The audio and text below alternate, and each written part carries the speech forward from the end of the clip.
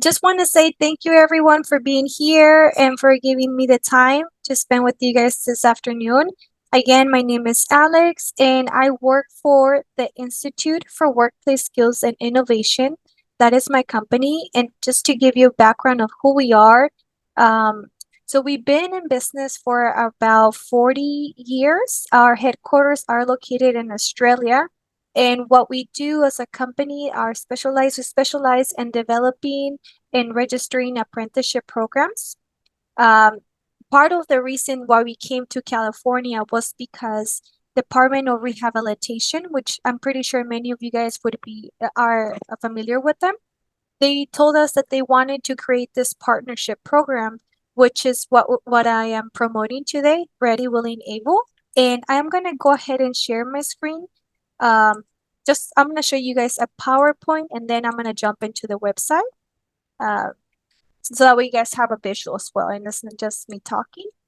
So as I was saying, through the partnership with DOR and my company, IWSI, you can see the logos right here, we developed this program, Ready, Willing, Able, in which we said, yes, we will help all of your consumers from different districts, areas. So right now we are working with DOR consumers from LA County, Orange County, I think it's San Bernardino, Riverside, and those areas. I forgot the Inland Empire. There you go.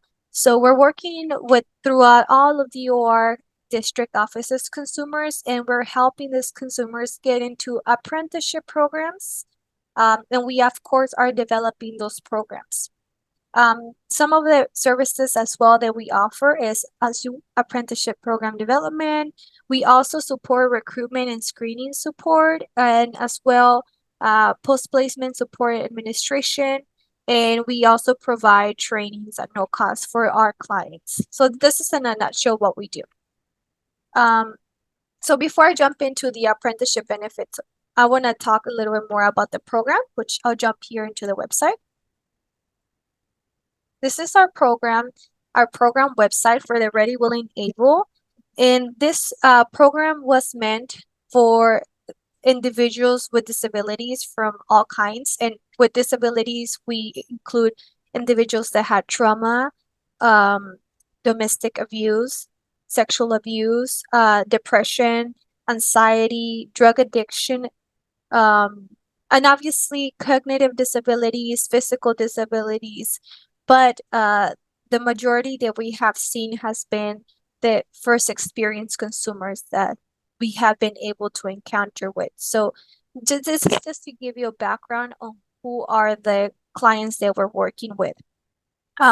So thanks to this program, we have been able to develop all of these apprenticeship programs in which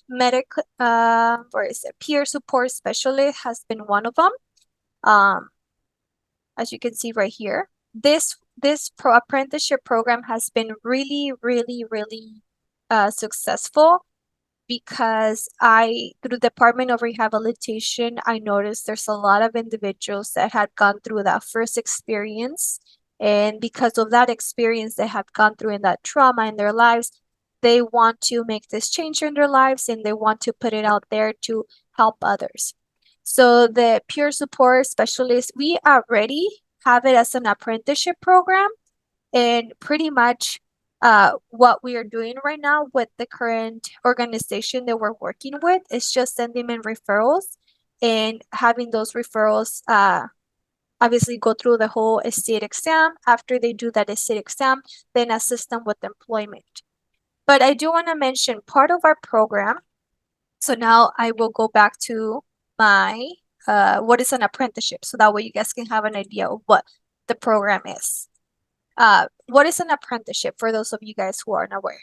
It's pretty much our model that we're using is we're sending these individuals to training to become a peer supporter specialist, get certified, and once this training has been completed, then they'll move on to their on-the-job training. The first portion, the classroom training, that what we called is DOR has committed to pay any tuition that there might be. Right now, we have partnered with California Association of Peer Supporters for them to provide this training and for them to guide the students to take the state exam. That is the partners that we have, and thankfully there is no tuition for the client, there's no tuition for the consumer, through DOR benefits, these consumers are able to get all materials needed for the apprenticeship program. Once their classroom training has been completed, which in this case we are doing 4 weeks full time, then they'll move on to the on-the-job training portion, which is 2,000 hours. So what this means is once this individual, this candidate has completed their classroom training, then they will move on with the employer, and they are committed to this apprenticeship program. Therefore, they should be completing 2,000 hours on the job, meaning that the employer that they started the apprenticeship, they have to end those 2,000 hours. So for at least 1 year, we are trying to minimize the hiring for those employers, because they'll be having that you at least will know that you have a candidate for 1 year. So then they'll be able to get that second certification from Department of Labor, which means that they're able to do this job, to perform this job anywhere in the States. So if they decide to move to New York, then they'll able to take this certification and go ahead and execute this job as well in New York. That is pretty much the difference between this apprenticeship program and the regular training. Instead of getting 1 certification, which is the state certification, they'll get 2 certifications. 1 at the end of their classroom training, and then the second one at the end of their on-the-job training hours. So all of our candidates have committed to us and the employer to stay with the same employer for 2,000 hours in order to receive the second certification from Department of Labor. So that is pretty much an apprenticeship program, how it works. The education portion, it is the classroom training. The paid job is the on-the-job training. Once they complete that portion first, then they'll get their credentials. And it's flexible because our programs have been done online. So the student can literally do it from their house and complete this program. As well, there's some degree for potential. If the candidate decides to go even further in their career, they'll be able to obtain such a substance abuse degree. Mentorship, we provide mentor through DOR counselors. Each candidate has a DOR counselor, which provides mentorship. And then as well, I am there for like the liaison to provide that mentorship to the candidates as well. So that way they're all supported from all angles of their life pretty much. So that is what an apprenticeship is and the benefits for the candidate themselves. And I'm going to jump into the pros and cons for employers now. So pretty much what I want to get out of this meeting today is to make you aware that there's these programs that would help you in your own workplace to minimize the cost of hiring and rehiring individuals, minimize the turnover rate when it comes to the positions, as well give you more information about the funding opportunities that you have available just by becoming and registering your occupation as an apprenticeship program. And as well, just also let you know about the different resources that you can utilize in case you do decide to become an apprenticeship provider. This is some of the pros. I am not going to read them. They're just there for you guys. But if you see here, the cons is that many employers are not aware of an apprenticeship and the benefits on an apprenticeship program. And that is part of the reason why this is just new. Apprenticeships are just new to California. I believe Governor Newsom last year gave some money out, and that's how we started promoting these programs and starting to open up those apprenticeship programs. I believe there's more benefits here, yes. So I do want to read this part. According to research, for every dollar invested in an apprentice, the apprentice brings in $1.40 in revenue. And the reason why is because your training, so for our apprenticeship model, for example, the examples that I've seen in the previous experience from the individuals that have just graduated from our programs, they have gone through the program, and as soon as they go through the program, the state exam, they jump with the employer. The employer gets the student right after their classroom training, molds the student how they want them to perform the duties for their work, for their occupation. And once, they have that loyalty towards the employer, because from what I've seen in my past experiences with the students, once they start with that same employer and they are done with their OJT hours, they end up staying with the employer afterwards, because not only they have provided the training for them, they have also provided the on-the-job training opportunities for them. So it's a great thing, and they have developed a relationship with the employer for that whole year. So there's a lot of retention that I've seen personally with the employers that we currently have. So what are the employer responsibilities if you decide to become an apprenticeship provider? The first thing I would have you do is connect with a DOR representative. I myself assist you throughout the entire process. I walk you through the application. We do it over Zoom, and pretty much the application, let me see if I have the application here to show you guys. I probably don't. But the application process is pretty simple. It asks you personal information about the employer, the organization, and then after that, it moves on to which occupation do you want to register. That is something that I would like just to share with you guys as a whole, for you guys to be aware, mainly because there is funding opportunities in these apprenticeship programs, and one of them is this one that I want to mention to you guys. It's the Youth Apprenticeship Intermediary Project, and there's like this many more grants that you can look. This one is the one I provide personally. My company does it. So if you become an apprenticeship provider, you register your program, your occupation, I should say. Once you register occupation, we are able to provide you $2,000 per every apprentice you hire. Up to 50,000 per organization. And this is only for individuals that are between the ages of 16 to 21 years of age. That is the funding grant we are providing. Again, is $2,000 per every apprentice you hire, up to 50,000 per organization. So let's just say the first year you hire 25 individuals, then that would be your 50,000.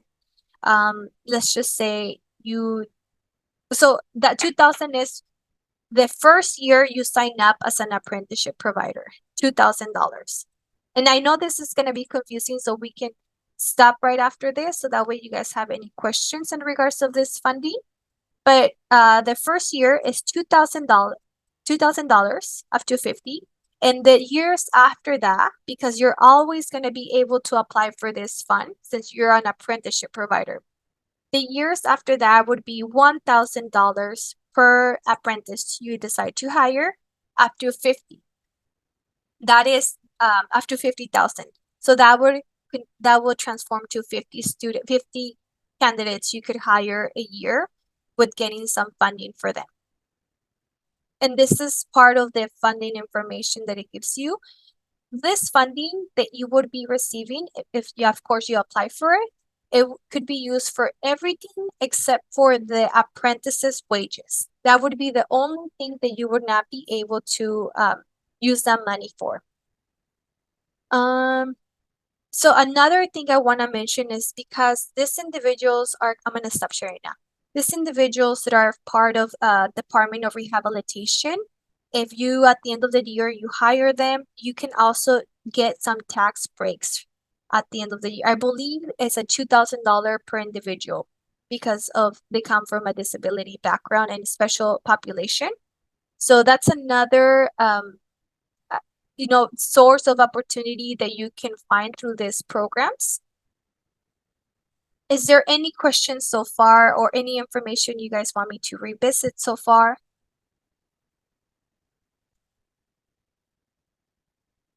Yes, John. Yes, thank you. So I'm not actually in California, I'm in New York, so this doesn't actually affect us here directly, but I'm fascinated by the fact that, Governor Newsom has put this plan in place, and it might be interesting to see if our peer movement here in New York has any desire to try to persuade our Governor Holcomb to do kind of the same thing down the road. My question to you is, what is the difference in California's eyes to an internship and an apprenticeship? That's my first question. Yes, good question, actually. Internship is usually non-paid. Yes. Versus an apprenticeship. But the model of apprenticeship we're using, just because it has been a little hard in California's employers, to be honest, it is California employers are really strict when it comes to the training up front. So I try to come to this model where it's the training that's up front, but then the difference here is that the employment opportunity has to be given. It's not like oh, well, it's not guaranteed. That is part of an apprenticeship. The employment opportunity has to be given regardless.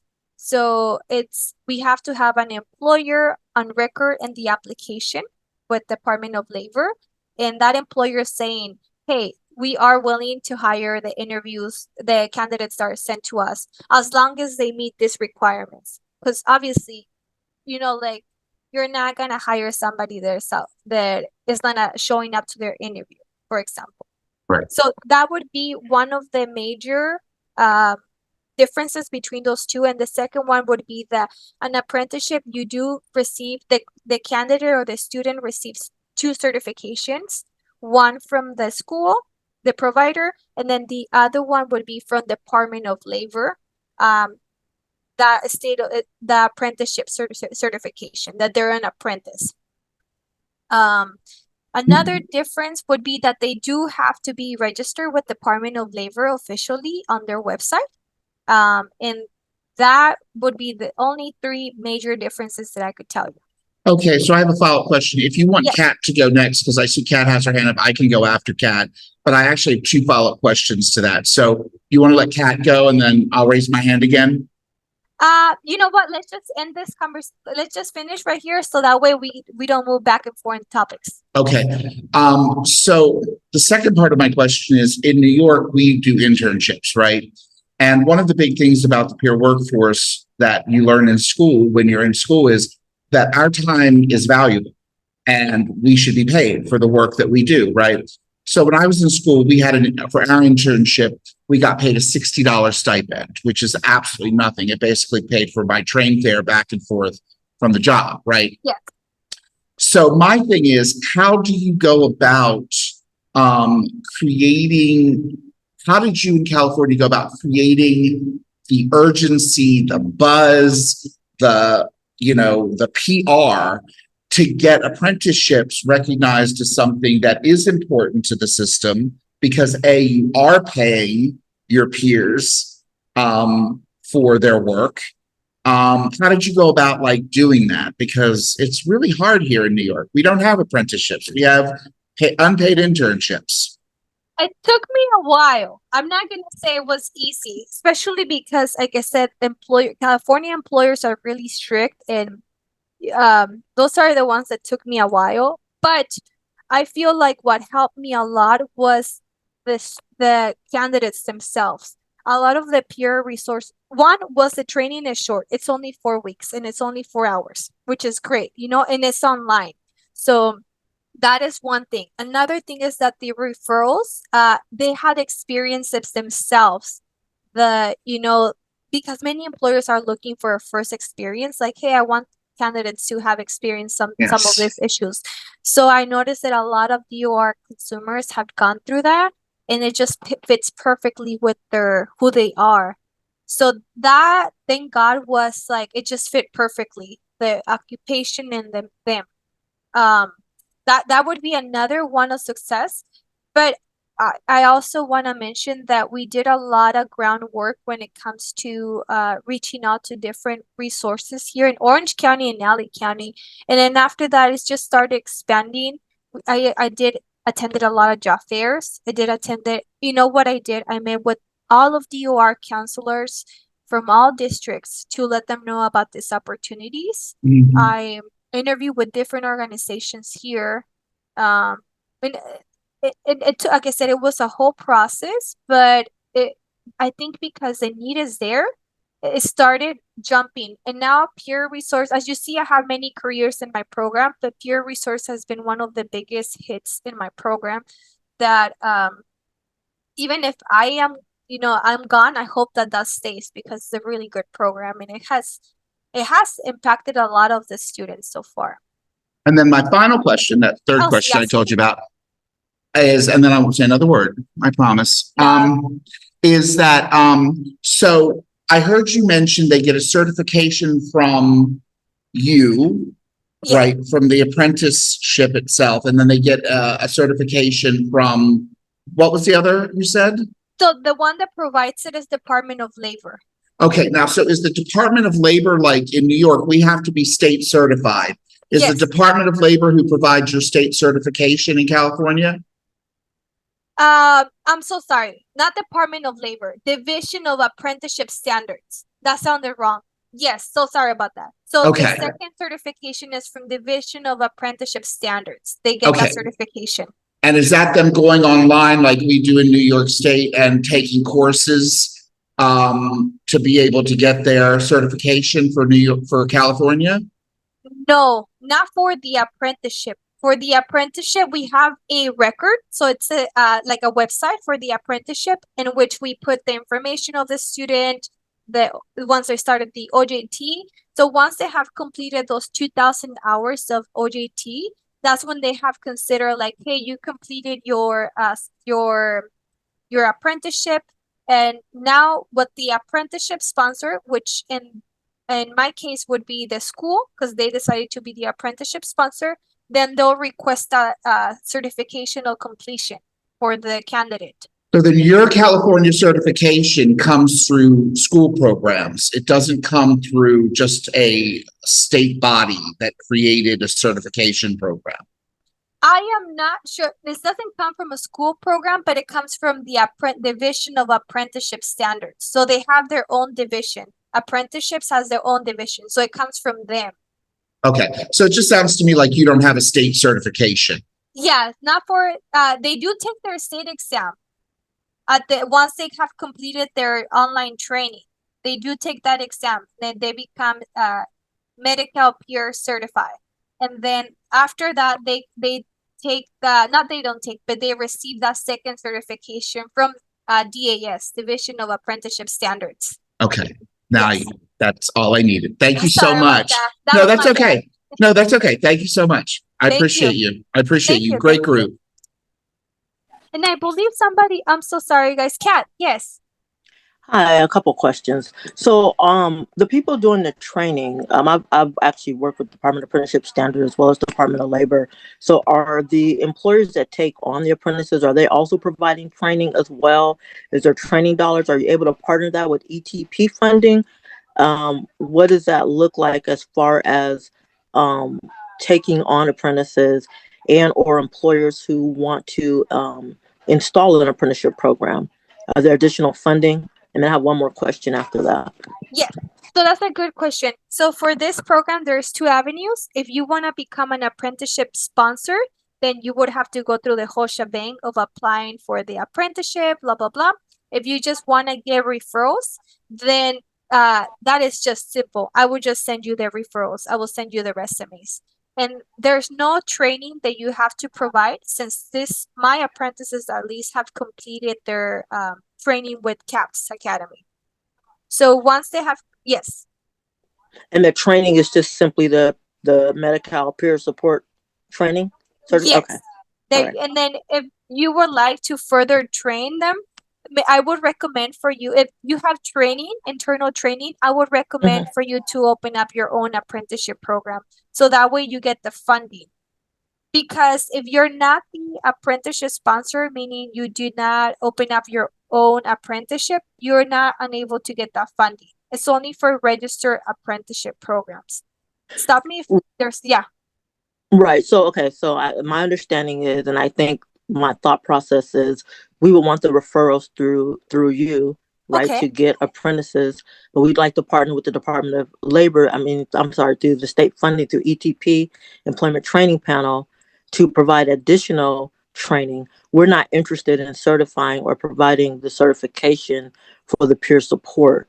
I was just wondering, I know in the past, again, I've been the chair of the for construction, the DAS for many years. And when I worked with the college, we were able to partner with the various organizations for the DA that work with the DAS. In addition to that, though, we were able to apply for ETP funding, Employment Training Panel funding through the Workforce Investment Board and Workforce Investment Act to provide additional training. One of the big things that we've been talking about in some of the other conference rooms is the professional development piece. But our organization is not interested in providing the certification necessarily. We're interested in being able to further the training and the abilities of those employees to be more marketable Yes. outside of just the certification. Because, like I said, I've worked with these programs for many years, and the certifications are great, but that's not the same as, skill building and some professional development things that we find across the board, particularly because we're dealing with people that have some lived experiences. Some of them are still navigating that, so that might, also impact their ability to seem as they are overperforming or underperforming at times, just being a supervisor in that space. So just kind of curious as to what those partnerships look like.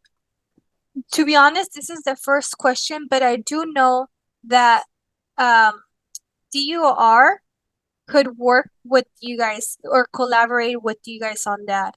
I know Okay. that each apprentice has a funding source behind them. So let's connect. I'm gonna put my email here. I would like to learn more information about that. That's pretty interesting. Yes. And if you can please send me an email, and then we can schedule a meeting, and I can have DOR included as well to see if it could work in that area. Oh, great. Sounds good. Thank you so much. No, thank you, Kat. Heather? Yes, thank you. So I'm within the state of Georgia. So this is really interesting for me within our state, because we have a training. It's a 40-hour-a-week training, and then individuals like peers, then some of them come to us, they're already employed, or they have pending employment, or they're trying to get employment after that. So supervision, internships, apprenticeships have came up a lot. So for me, I'm listening to your model, and so I'm trying to make sure I'm understanding everything correctly, where it's, you guys have your training academy, which is a 4-week training program that's 4 hours a day. Is this a standard training? So whether it's they're doing it through you or another agency that signs up to do an apprenticeship, is that curriculum universal across the board for individuals to be like their certified peer specialists or certified peer supporters? Yes. So this organization is online, completely online. So different individuals from different areas can take this exam. Actually, let me put their website here so that way you guys can take a look at it. I invited them here too, but they were unable. It's California Association of Peer Resource. Let me put this right here for one moment. So this is the organization that we partner with. They decided that they wanted to be the program sponsor, meaning they're in charge of their own apprenticeship program. So then therefore that they are able to get that funding opportunity. Did I answer your question, Heather? Or Yeah. I'm just trying to understand, like, so for like in Georgia, if anybody wants to become, like, we call it a certified peer specialist, mental health. So yes. if anybody wants to go through that training, they have to come through my organization. If anybody wants to become a certified peer specialist for addictive disease, they go to the Georgia Council for Recovery. So I was just trying to understand, is because we have like there's one curriculum that people follow for mental health, there's one curriculum for addictive diseases. If it's the same within California, if somebody goes through the apprenticeship program, are they getting the same curriculum if they go through a different program? So that's a good question. I'm gonna be honest, I do not know the answer to that, but I know that through my referrals only, they have been going through the curriculum from CAPS Academy, which is only the medical peer support certification. That's the only thing the course is looking at. Yeah. But I really, by any chance, your trainings are provided online? So we do virtual. Right now, we're doing virtual trainings. We haven't transitioned back to in person from COVID, but we will. But they're in person, so they're not self-paced. They are live trainings. So they're on they're virtual right now via Zoom, and they're live trainings. And by any chance, do you offer to other people out of state? So what we do is, because for us, our certifying body is the Department of Behavioral Health and Developmental Disabilities within Georgia. It's Medicaid billable, so they have to be a Georgia resident. But we do have reciprocity with certain states. Appalachian Consulting Group is the group that we worked with to develop and design our curriculum. And so any states that have gone through training that has curriculum developed by Appalachian Consulting Group, they can transfer their certification over to our state. All they have to do is just pass the test. Oh, they don't have to go through the training all over again. That would be, may I have your email address? I would like to learn more information about this, because the other trainings that you were talking about, I have seen a lot of, for example, the substance abuse is completely different, not completely, but it's different than peer support. So I've been getting a lot of inquiries about that one. But then you mentioned another one that I have heard before too. Yeah, I'll drop mine in the chat. So my organization that handles substance use, that's our sister organization. But I can always coordinate a meeting, because for my organization, we handle the certification for peer support, primarily focusing on mental health. We also handle the certification for forensic peer mentors. And then we have two sister organizations. One handles a certification specifically dealing with parents and youth, and then the other one does the addictive disease. So, and they do, they also have an MAT focused track as well. Yes, if that's I would definitely would be interested in those other trainings that you provide. And are you guys, the only requirement here, if you are a training provider, is for DOR to pay for the tuition. You guys would have to be BPPE approved. But yes, I am interested on that. I'm gonna send you an email right after this meeting to follow up, and maybe we can I can learn more about it too. Okay, sounds great. Thank you. Thank you, Heather. And I know Crystal had asked, can anyone take the training course, or is it age restricted, like the funding for the youth apprentice? So for the peer support, anyone, and actually that's a lie, 18 and up. The reason why, you could take the training if you're 16, but I would say no, because most of the employers here require you to be 18 and over to be employed, especially working in that area. So I would say 18 and above would be the age. For the funds, you can get 16 and above, but it's a little hard to get a 16-year-old employed, especially in that area. It's only 16 to 21, right? You said the funding? Yeah, 16 to 21, correct. But there's no age cap on the training, just an age cap on the funding. Correct. Yes. Okay, yes. Got it. Yes. And let me see if I have, so funding opportunities. I just put in my notes here that I wanted to talk to you guys about. But those were my main points in regards to apprenticeships. Is there any more questions? And you know what I'm gonna do here on the chat, I'm going to send put in my info in case you have any other questions.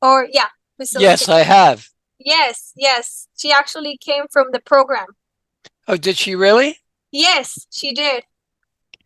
So that's how we started actually working with Cher as well, really closely.